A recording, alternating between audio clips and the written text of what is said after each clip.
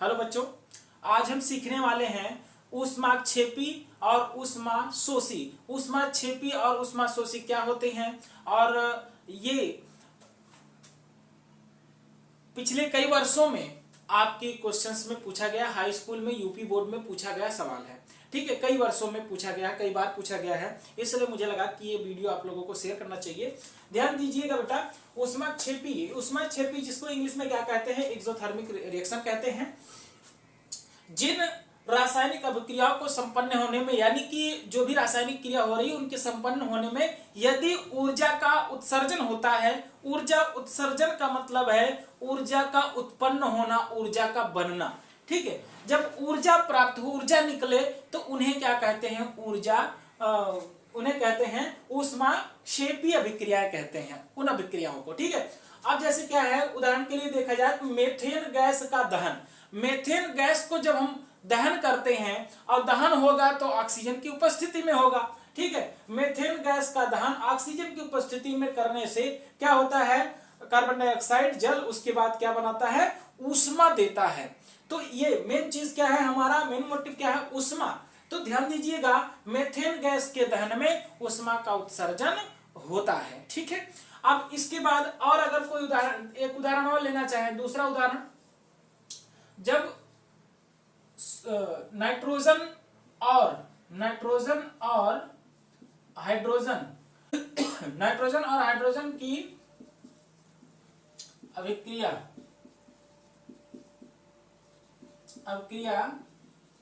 एक साथ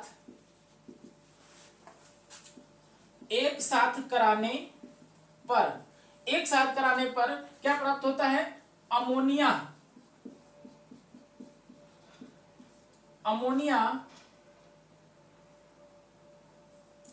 के साथ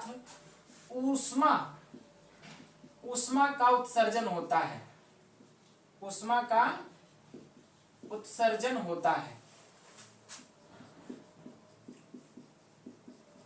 उत्सर्जन होता है। अब देखिए, जैसे Na2 प्लस H2, ये क्या बनेगा, NH, और यहां पर इसको बैलेंस करेंगे तो ये हो जाएगा ये उत्पन्न होता है। ठीक है, देखिए, नाइट्रोजन और हाइड्रोजन की अभिक्रिया एक साथ कराने पर क्या होता है, अमोनिया के साथ ऊष्मा का उत्सर्जन होता है। यानी कि दो उदाहरण, इसमें आप अगर ये दो उदाहरण लिख के आ गए तो आप जान लीजिए आपको इसका 100% नंबर मिलेगा।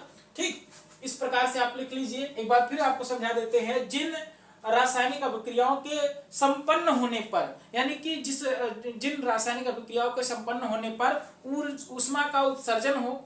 ठीक, अब देखिए दोनों ही उदाहरणों में ऊष्मा का उत्सर्जन, यहाँ पर ऊष्मा क्या निकल रहा है, ऊष्मा का उत्सर्जन हो रहा है।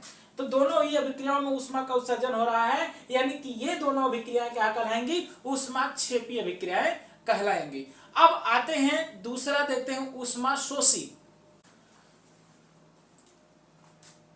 अब ऊष्माशोषी अभिक्रियाएं ऊष्माशोषी यानी कि इसको क्या कहते हैं, एंडोथर्मिक रिएक्शन कहते हैं इंग्लिश में। अब ध्यान दीजिएगा, जिन रासायनिक अभिक्रियाओं के संपन्न होने में ऊष्मा का अवशोषण होता। अब देखिए, ध्यान दीजिएगा, उसमें क्या था, ऊष्मा का उत्सर्जन हो रहा था, ऊष्मा उत्पन्न हो रही थी, यहां पर ऊष्मा अवशोषित होगी, यानी ऊष्मा को वो सोख रहा है। अवशोषण यानी उसको, इन अभिक्रियाओं के संपन्न होने में ऊर्जा की आवश्यकता पड़ती है, बिना ऊर्जा के वो क्या होगी, अभिक्रियाएं हो नहीं सकती हैं। ठीक है, उन्हें क्या कहते हैं, ऊष्माशोषी अभिक्रियाएं कहते हैं। अब जैसे क्या है कैल्शियम कार्बोनेट को जब ऊष्मा की उपस्थिति में गर्म करते हैं तो वो वियोजित होकर क्या क्या बनाता है, जरा देखते हैं, उदाहरण में देखते हैं। उदाहरण में नंबर 1 आप देखिए, कैल्शियम कार्बोनेट,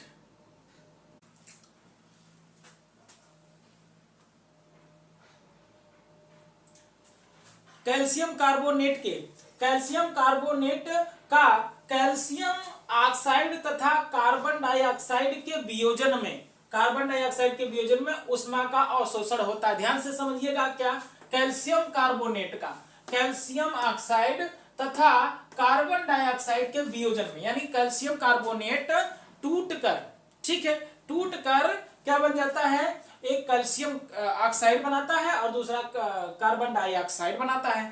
ठीक है, जैसे देखिए calcium carbonate, calcium carbonate, calcium carbonate ये क्या होगा, वियोजित होगा किसकी उपस्थिति में, ऊष्मा की उपस्थिति में। यहाँ ऊष्मा का अवशोषण हो रहा है यहाँ, ठीक है, ऊष्मा की उपस्थिति में यह क्या करता है, बनाता है कार्बन डाइऑक्साइड, ठीक है, कार्बन डाइऑक्साइड बनाता है।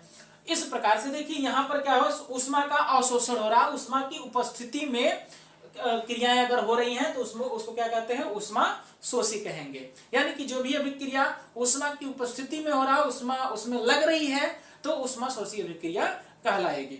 ठीक है, अब आते हैं नंबर 2। नंबर 2 देख लेते हैं, नाइट्रोजन और ऑक्सीजन। नाइट्रोजन और ऑक्सीजन के संयोग से नाइट्रिक ऑक्साइड के बनने में ऊष्मा का अवशोषण होता है।